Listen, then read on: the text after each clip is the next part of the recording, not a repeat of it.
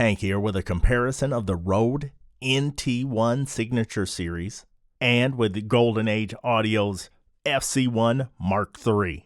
Many of my viewers know that I absolutely love the RODE NT1 Signature Series because, one, it's got a fantastic price at $159 US. Two, it has a phenomenal equivalent noise of just 4 dBA, which is absolutely fantastic. And three, I think the sound is really smooth and it lends itself to being EQ'd and processed in post-production. When it comes to the FC1 MKIII, which is a newer microphone, one, the price is just $99, and two, they put a lot of care trying to capture some of the vintage style microphones of the past.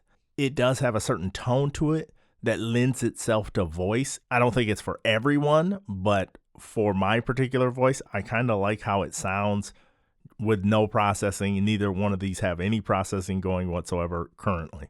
Also, with the FC1 MKIII, you do get this nice shock mount with it, as well as there's an internal 100 hertz high pass filter in there, and you have to open up the body to get to it, but at least they offer that type of switch on the microphone. When it comes to its equivalent noise, though, it's going to be much higher than the NT1 Signature Series.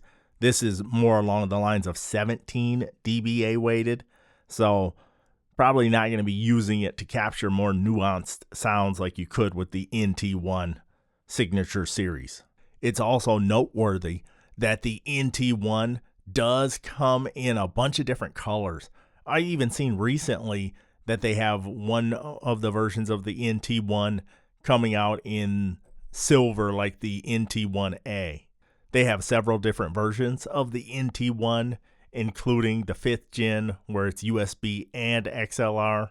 But I think the Signature Series with the scaled down feature set and of course the cheaper price at $159, I think those work just fine. And they have so many different colors that you could dive into to try to spruce up your studio a little bit if you wanted to. I absolutely believe at $159 it's a steal because you get this gigantic shock mount pop filter. It's really well crafted. However, if you're holding both microphones in your hands, the FC1 MKIII is considerably heavier than the NT1. Although the NT1 is going to come with a 10-year warranty, it's simply hard to beat RODE's quality and their willingness to stand behind their products. Now, I know Golden Age has to offer some sort of warranty. I'll put it on the screen right now because offhand I don't remember what it is, but I'm pretty sure it's not 10 years. It's very well constructed. I remember in my review, the grill did have some give in it, and I thought I even bent it at one point. I still sometimes look at it in lighting and go, oh, I think it's bent, but I don't think it really is, but it's just messing with my head because of that experiment during the initial review. I like that they came in with the aggressive $99 price point, and the look of the microphone is really nice.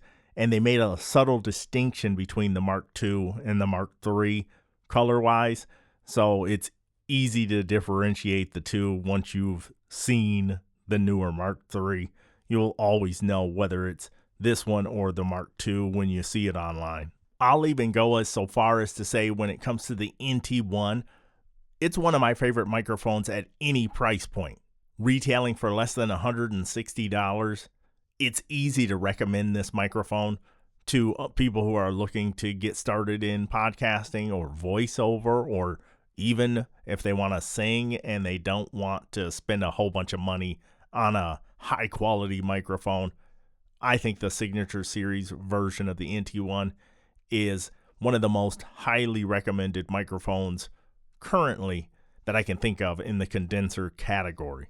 In stark contrast, even though it's a newer microphone, you simply just don't see much about the FC1 MKIII on the internet. And I think that's kind of a shame because it's a pretty good sounding microphone in my opinion. You've got to be interested in this type of vintage clone sound Versatility wise, I don't know what else you could really use it for besides the voice. If you do have other uses besides singing or spoken word for this microphone and you own it, please share those use cases in the comments. I'd just be curious to hear what you're using it for. Honestly speaking, though, if somebody asked me for a recommendation between the two, I'm pretty positive 10 out of 10 times I would recommend the NT1 Signature Series based on all the things I spoke about earlier in this video.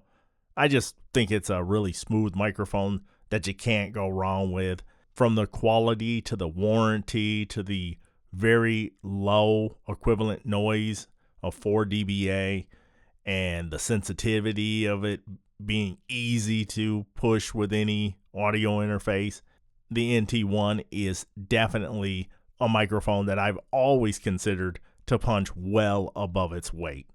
But maybe in the future, the FC1 MKIII will carve out its own niche in the voiceover and broadcast and singing kind of realm. I guess time will tell us whether or not the FC1 MKIII will end up being a hit over time, or if it's just a super niche microphone. If you have any thoughts on this comparison, definitely chime in the comments. I'd love to hear your opinion on the comparison between the two microphones. In these in-ear monitors, the smoothness of the NT1 sets itself apart, and it would be the microphone I would personally recommend to others for just about any use case. I appreciate you taking the time to check this video out. As always, thank you.